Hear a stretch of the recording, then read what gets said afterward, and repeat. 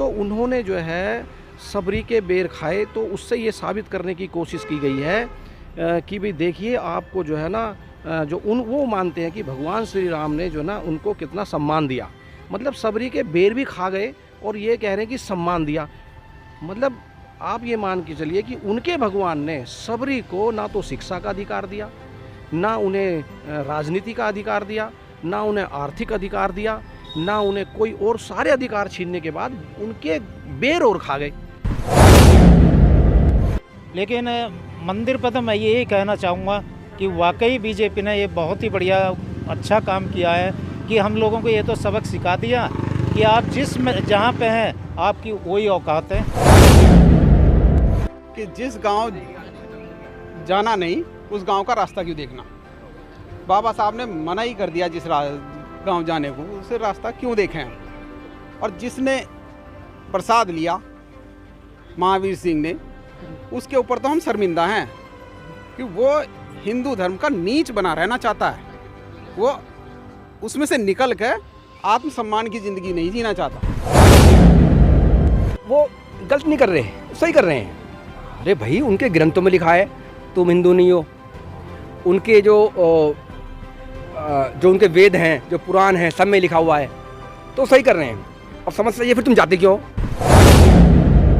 संसद है हमारा जिसमें बड़े निर्णय लिए जाते हैं, देश की नीति निर्धारित की जाती हैं, जहां दलितों के ही नहीं पूरे देश पूरी मानव जाति के लिए प्लान बनाई जाती है। वहाँ हमारे ही कुछ लोगों ने उस चीज़ को दरकिनार करना शुरू किया है। और मैं कहूँगा कि हमें उनसे ज़्यादा ठेस उन लोगों ने पहुँचाई है जो हमारा खुद का प्रतिनिधि हैं। इवन ये चीज़ भी देखी गई है कि जो शिक्षित वर्ग है वो शिक्षित वर्ग भी जो है ना इन सारी चीज़ों से दूर नहीं है। वो मैं समझता हूँ कि जो हिंदुइज्म के तमाम जो कार्यक्रम हैं उनको मैं समझता हूँ हृदय से जो है उनको स्वीकार करता आ रहा है। बड़े दुख की बात है कि जब हमारी आवश्यकता पड़ती है तो हमें हिंदू बना दिया जाता है और जब हमारी आवश्यकता नहीं है तो हमें लात मार दी जाती है। ये हमारे भाइयों को समझना पड़ेगा कि हम हिंदू नहीं हैं। मैं मनोज अंतानी, आप देखना शुरू कर चुके हैं समता आवाज़ टीवी। आज समता आवाज़ की टीम पहुंची है गाज़ियाबाद के वसुंधरा में बहुत प्रतिष्ठित हमारे समाज की जगह है बुद्ध वाटिका। आज मेरे साथ हैं वसुंधरा बहुजन जागरण मंच के तमाम पदाधिकारी और मुद्दा में लेकर पहुंचा हूं इनके पास। 150-200 लोग राम मंदिर अयोध्या में निमंत्रण पर पहुंचे, लेकिन उनमें से एक भी SC ST OBC माइनॉरिटी समाज का नहीं था। इसी बात पर चर्चा करेंगे। आप आयोजन में नहीं बैठ सकते, लेकिन जब आपको कहीं ना कहीं गलती का एहसास होता है तो प्रसाद की भीख आपके घर पहुंच जाती है, सरकारी अधिकारियों के माध्यम से सजाकर भेजी जाती है। क्यों, आखिर क्यों, और क्यों हमारे समाज ने उस प्रसाद की थाली को स्वीकार किया? आइए बात करते हैं। उससे पहले परिचय लेंगे तमाम सभी प्रबुद्ध साथियों का। वसुंधरा बहुजन जागरूक मंच के सभी तमाम पदाधिकारी यहाँ पर मौजूद हैं। पहले मैं परिचय कराता हूँ, उसके बाद इनसे व्यक्तिगत रूप से बात करें। मैं जयप्रकाश, इस वसुंधरा जो बहुजन जागरूक मंच का उपाध्यक्ष। नरेंद्र कुमार, बहुजन जागरूक मंच का साधारण सदस्य। OP करदम, इस वसुंधरा जागरूक मंच का ये मीडिया प्रभारी।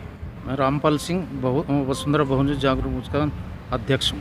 मैं ओमवीर सिंह, वसुंधरा बहुजन जागरूक मंच का संस्थापक हूँ और पिछले इस वसुंधरा में लगभग 26 सालों से सामाजिक कार्यों में व्यस्त हूँ। मेरा नाम SC पाथरे है और मैं यहाँ पर जो है ना सामाजिक कार्यक्रम जितने भी आयोजित होते हैं उनमें जो है ना अपनी जो भागीदारी है उसको निश्चित करता हूँ। और मैं आनंद कुमार निमेश, इस बुद्ध वाटिका के संस्थापक और वसुंधरा जागरूक मंच के कार्यकर्ता। मैं राकेश कुमार, भारतीय स्टेट बैंक में कार्यरत हूँ और वसुंधरा जागरूक मंच का एक कार्यकर्ता हूँ। सभी साथियों को जय भीम। मेरा नाम अजय कुंडलिया है। मैं वसुंधरा बहुजन जागरूक मंच का संयोजक हूँ और वसुंधरा में रह रहा हूँ। मैं जोगिंदर सिंह, वसुंधरा बहुजन जागरूक मंच का महासचिव हूँ। परिचय के बाद आइए चलते हैं, सीधा बात करेंगे समिति के पदाधिकारियों से। आखिर क्यों बहुजन समाज को इस पूरे प्रपंच से, इस पूरी मनुवादी मानसिकता से दूर रहना चाहिए? क्या कहकर गए हैं बहुजन महापुरुष हमारे समाज की उन्नति दशा दिशा को सुधारने के लिए। चलते हैं सीधा। मनोज जी, जैसा कि आपने बताया और ये सर्वविदित भी है, सभी को पता चल गया है कि राम जन्मभूमि का शिलान्यास हो चुका है। एक विशाल मंदिर का प्रधानमंत्री जी ने शिलान्यास किया। बड़े दुख की बात है कि जब हमारी आवश्यकता पड़ती है तो हमें हिंदू बना दिया जाता है और जब हमारी आवश्यकता नहीं है तो हमें लात मार दी जाती है।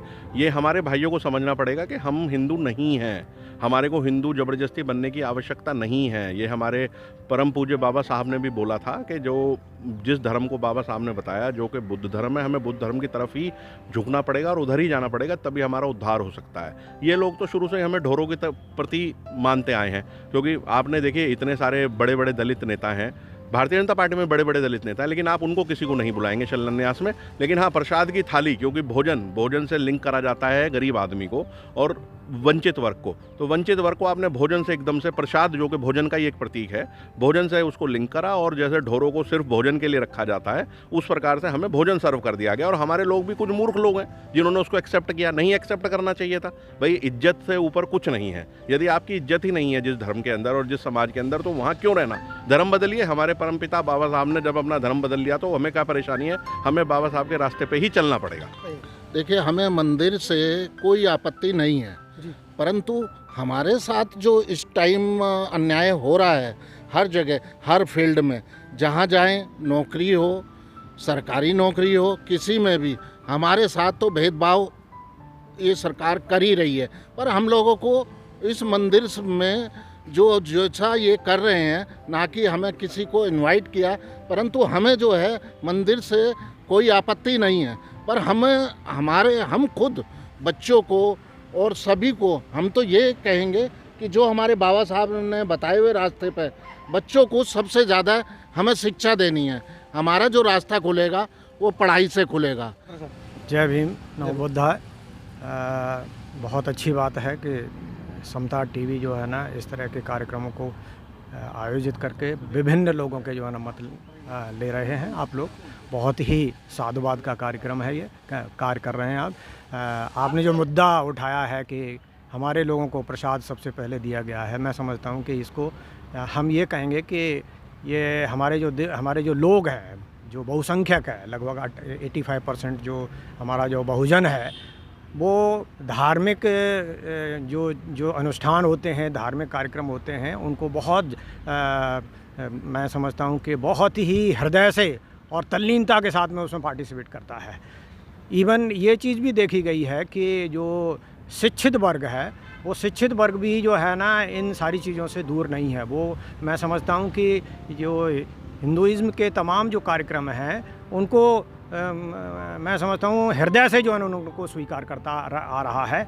बाबा साहब भीमराव अंबेडकर ने बहुत सारी बातें बुद्धिज़्म के ऊपर बताई और उन्होंने अपने अनुभव के आधार पर बताया, लेकिन वो जो इवन जो शिक्षित वर्ग है, हम ये स्वीकार करते हैं कि हमारा जो वर्ग है, जो 85% का जो वर्ग है, वह इतना शिक्षित नहीं है। लेकिन ये देखा गया है कि हमारा जो शिक्षित वर्ग है वह भी जो है ना इस तरह के कार्यक्रम होते हैं ना उनमें बढ़ चढ़ के पार्टिसिपेट करता है। और ये एक संदेश सरकार ने, मैं समझता हूँ, एक संदेश दिया है कि देखो, हम किसी भी कार्यक्रम को, धार्मिक अनुष्ठान जितने भी किए जाते हैं, उनमें सर्वप्रथम हम आपको पूछते हैं। इस तरह से मैं समझता हूँ कि बहुजन समाज को, बहुजन को जो है ना दिग्भ्रांत करने की जो है ना एक चेष्टा है, इसके अलावा और कुछ नहीं है। पात्रा साहब, आपको नहीं लगता जिस वर्ग का या जिस वर्ग विशेष का आप प्रतिनिधित्व करते हैं, देश के अंदर एक बहुत बड़ी संख्या है, आपने शिक्षा की बात की, आपने अपने हक अधिकार की बात की, लेकिन उसके बावजूद भी हमारा समाज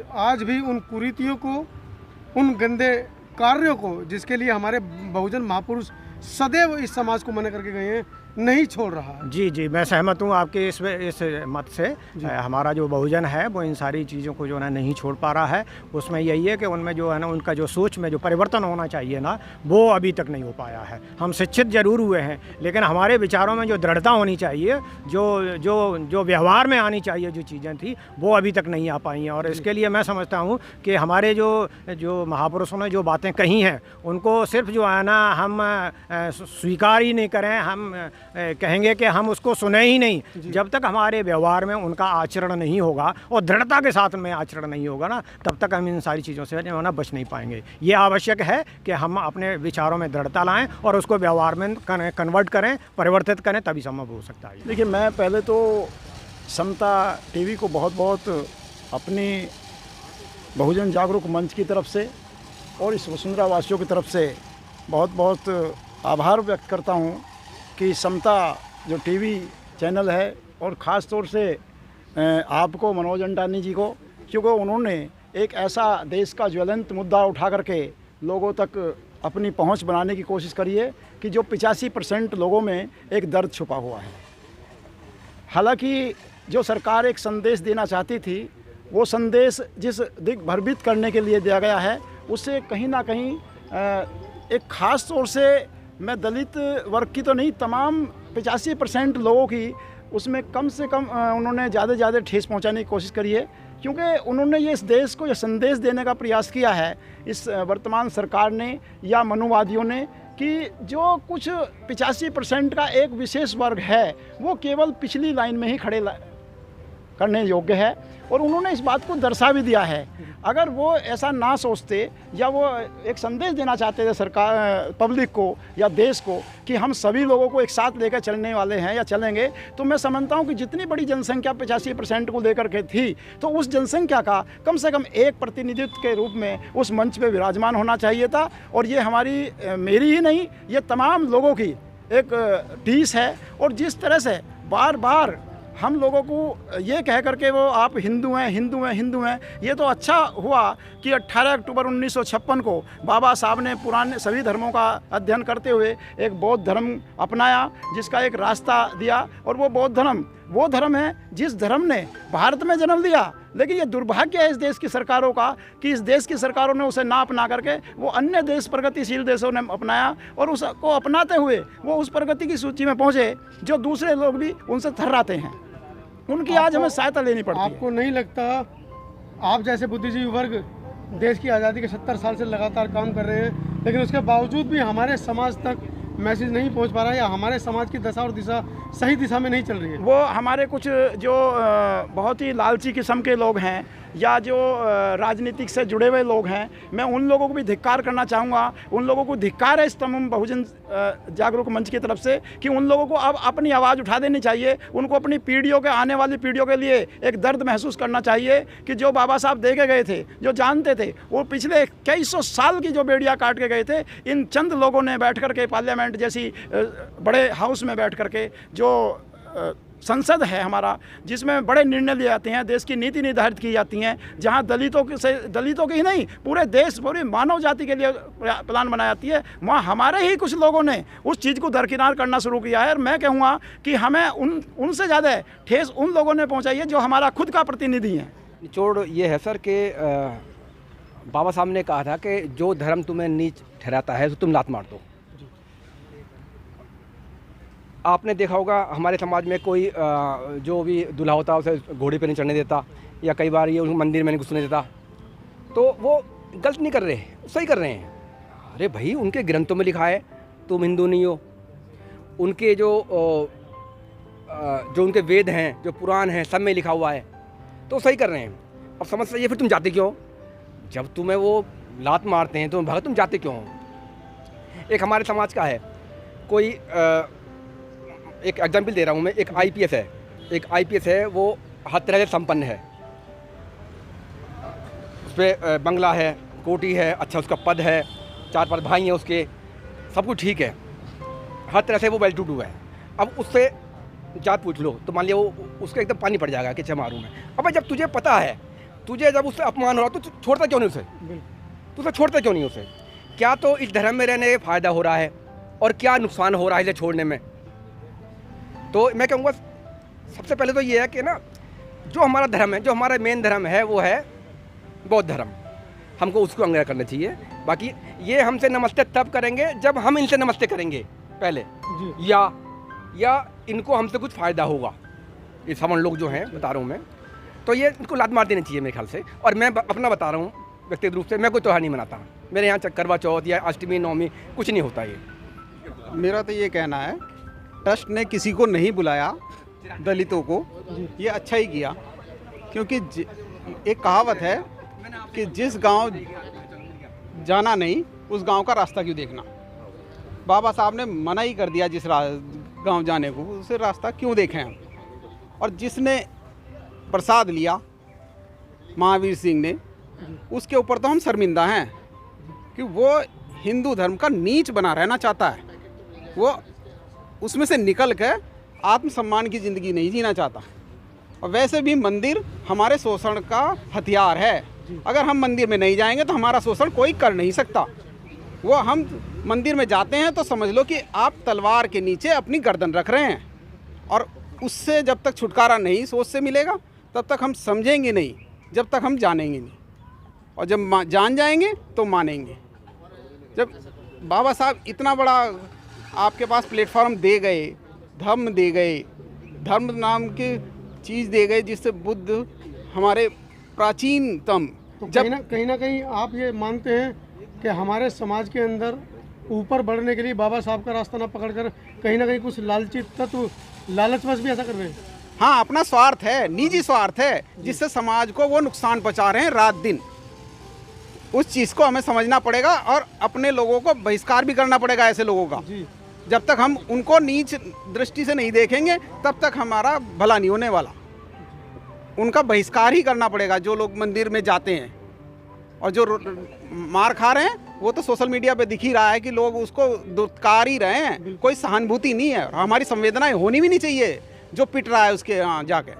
मनोज अंत्यानी जी, मैं आपका धन्यवाद देना चाहता हूँ कि आपने बहुत ही अच्छे मुद्दे पे बात करने की कोशिश की है। देखिए, मैं तो जो मंदिर की संस्था है प्लस जो वर्तमान गवर्नमेंट है उसको धन्यवाद देना चाहूँगा कि उन्होंने इन लोगों को ना बुलाया, बहुत ही अच्छा किया। मुझे दुख होता है कि पार्लियामेंट में हमारे 100 से ज़्यादा मेंबर हैं, उनको रहते हुए भी ये प्रेरणा नहीं मिली कि हमारे प्रेसिडेंट को उसमें बुलाते। प्रेसिडेंट की जो पोस्ट होती है वो किसी के जाति के नहीं होती, किसी धर्म की नहीं होती, एक न्यूट्रल आदमी होता है और हमारे देश का हेड भी है, मुखिया भी है, प्रथम व्यक्ति है। उस आदमी को नहीं बुला के ये तो वाकई इन्होंने घिनौनी हरकत की है। लेकिन मैं ये ज़रूर मानता हूँ कि हमारे समाज के व्यक्तियों को ना बुला के ये बहुत अच्छा किया कि इन लोगों को समझना चाहिए कि अगर हम मंदिर में जाते रहेंगे, वहाँ जाके प्रसाद खाते रहेंगे तो उससे हमारा भला नहीं होने वाला। हमको अपने एक ऐसे निर्णय पे जाना है जिससे हमारे बच्चों का अच्छा फ्यूचर बने, एजुकेशन बढ़िया हो, और हमें आने वाले उसमें इन सारी विडंबनाओं का हमें तिरस्कार करना पड़ेगा। क्यों? अगर ये हमें ये सोचना कि ये क्यों नहीं बुला रहे, इस पे हमें विचार ना करके हमें खुद ये सोचना कि इनके मंदिरों में हमें बिल्कुल नहीं जाना। मैं अपने बहुजन जागरूक मंच के उन सदस्यों को भी धन्यवाद करना चाहता हूँ जो अपना बहुमूल्य समय निकाल कर यहाँ पे बुद्ध वंदना में शरीक होते हैं, अच्छे विचारों को वो करते हैं और सहयोग करते हैं, अपने तन मन से, अपने पैसे से इस बुद्ध वाटिका को सींच रहे हैं। आपने जो है ना ये समसामयिक जो विषय उठाया है ये बहुत ही सही विषय उठाया है। इस मामले में तो मैं सिर्फ इतना कहना चाहूँगा कि अगर हम रामायण को पढ़ें और राम के चरित्र को देखें तो आप ये पाएंगे कि जो रामचंद्र जी हैं उन्होंने जो है सबरी के बेर खाए। जो दलितों के साथ जो जुड़ाव होता है, वो जो मतलब मूल निवासी लोग हैं यहाँ के, उनके साथ जो जुड़ाव होता है वो सबरी की और केवट वगैरह की वजह से जुड़ाव होता है। तो उन्होंने जो है सबरी के बेर खाए, तो उससे ये साबित करने की कोशिश की गई है कि भाई देखिए आपको जो है ना जो वो मानते हैं कि भगवान श्री राम ने जो ना उनको कितना सम्मान दिया। मतलब सबरी के बेर भी खा गए और ये कह रहे हैं कि सम्मान दिया। मतलब आप ये मान के चलिए कि उनके भगवान ने सबरी को ना तो शिक्षा का अधिकार दिया, ना उन्हें राजनीति का अधिकार दिया, ना उन्हें आर्थिक अधिकार दिया, ना उन्हें कोई और सारे अधिकार छीनने के बाद उनके बेर और खा गए। मतलब एक तरीके से आर्थिक हानि कर दी उन्होंने। अब हम व्यवहार की बात करते हैं कि उनकी वजह से जो है उद्धार होता है, यह होता है। आप देखें जब उन्होंने बेर खाए थे तो उनके साथ थे लक्ष्मण जी। अभी लक्ष्मण जी का व्यवहार देखिए आप तो लक्ष्मण जी जो है उस वक्त में जो हमें रामायण के सीरियल्स में दिखाया गया या रामलीलाओं में दिखाया गया, तो लक्ष्मण जी नाक मुंह मतलब सुकोड़ रहे थे और जो है ना उनसे नफरत ईर्ष्या की भावना से देख रहे थे। तो मैं हमेशा जब इस बात का जिक्र आता है तो मैं ये कहता हूँ कि भारत का जो ये आर्य समाज है, जो विदेशी समाज है, उन्होंने राम की बात को नहीं माना। राम की बात को वो केवल चुनाव के वक्त मानते हैं कि वो जाएंगे और मूल निवासियों के घर पे जाकर खाना खा के ये बताएंगे कि हमने आपको सम्मान दिया। पर हकीकत में समाज जो है, जो विदेशी समाज है, वो मूल निवासियों के साथ जो व्यवहार करता है वो लक्ष्मण जैसा व्यवहार करता है, वो राम जैसा व्यवहार नहीं करता। इसलिए हमारे जीवन में राम ने नुकसान ही पहुंचाया, हमारे अधिकारों को छीन लिया। शंभुक ऋषि की हत्या करी, तो शंभुक ऋषि की हत्या इसलिए क्योंकि वो शिक्षा ग्रहण कर रहे थे।